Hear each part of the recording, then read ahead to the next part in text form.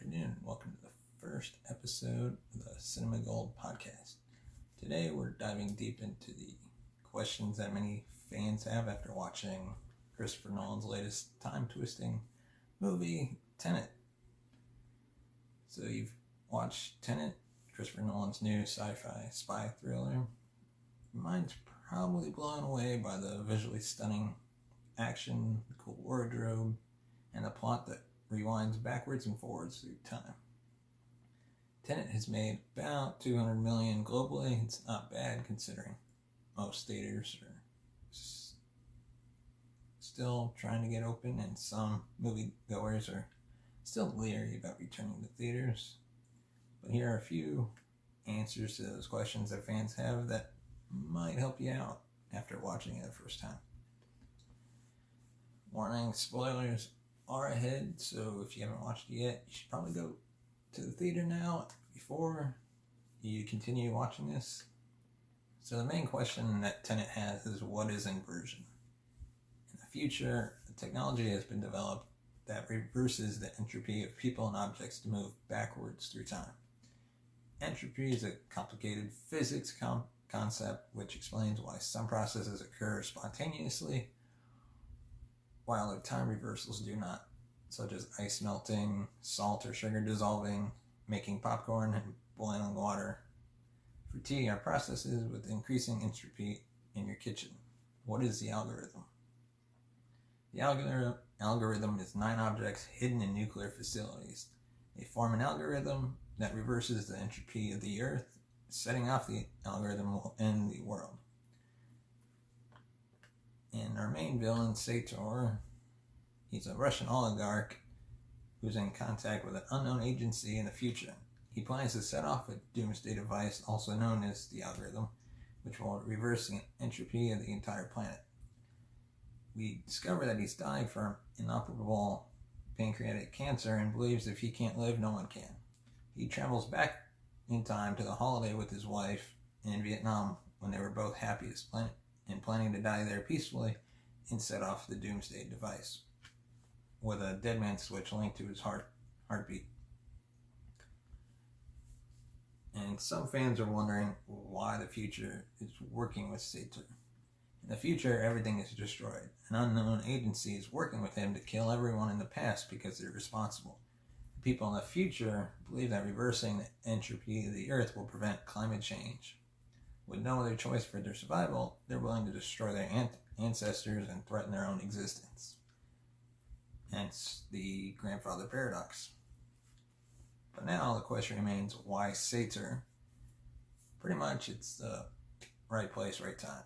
He grew up in the Soviet Union in a small community acting as a secret city with sensitive facilities. As a teenager, he dug up a piece of the algorithm in the rubble of his home in Siberia. The scientist in the future who created the algorithm has been hiding the pieces back in time, realizing no one should have that technology. The unknown agency charges Sator with recovering the pieces and dropping the finished algorithm into the dead drop in his nuked hometown. The agency buries time-reversed gold bars that Sator digs up for payment. And now, at the beginning of the movie, you experience an attack at a opera house. But the question is, who saved the main character, the protagonist? While foiling the terrorist siege at the Kiev Opera House, the CIA secures an unidentified object, which turns out to be a piece of the algorithm. After retrieving the object, the protagonist is saved by a masked gunman. We see the gunman wearing a red string on his back, the same red string that Neil wears on his backpack at the end of the movie. So it was Neil who actually saved the protagonist in the opening gunfight. How does the temporal pincer movement work? Well, let's look at this through the scene where the protagonist steals the plutonium from an armored car for Sator. Half of Sator's men enter through a portal called the turnstile, allowing them to move backwards through time, while the other half move forward. Sator makes off with a piece of the algorithm with the benefit of knowledge shared between the two teams. That creates the temporal pincer movement. And now, many are wondering why is Kat, Sator's wife, under his control. Basically, in a nutshell, she sold him a forged painting, and to gain her trust, the protagonist and Neil try to steal the painting from the Freeport and Oslo airport. And probably one of the biggest questions that many moviegoers have is how did they set off the two explosions in the building at the end? In the closed city where the algorithm is stored, two teams participated in the operation to stop the doomsday device's detonation. The red team is moving forward in time, while the blue team is time reversed. They're using the temporal pincer movement over a 10-minute period, with the blue team kept separate from the red team up in helicopters. By setting a timer at the red team, they move forward in the bottom half of the building at the 5-minute mark, while the blue team does the same in the top of the building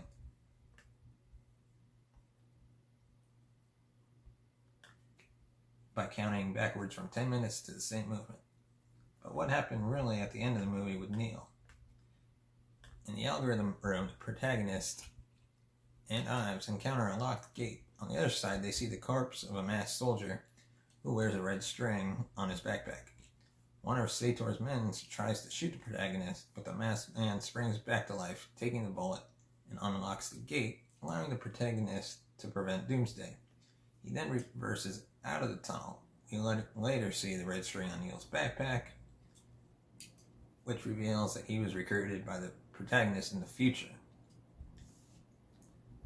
But we're kind of wondering who is Neil, and this creates a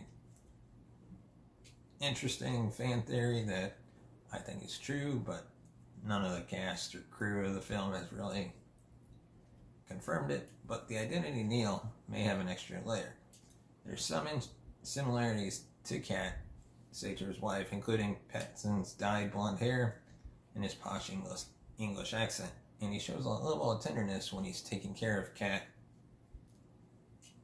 which has some viewers to speculate that Neil is in fact Kat's son. We see Kat's little boy Max during the film, who may have grown up into Pattinson and then been inverted to come back and help the protagonist defeat his vicious father. But hey, right now it's just theory. And finally, we want to know who the protagonist is. The protagonist travels to London to save Kat from arms dealer Priya, who believes she must tie up loose ends. The protagonist ends up shooting Priya, realizing he will go back in time and found the secret organization Tenet. And that's about all we have about Tenet. There's probably a whole lot more questions left to be answered after watching it a second time or a third. But thanks for watching, and if you want, subscribe.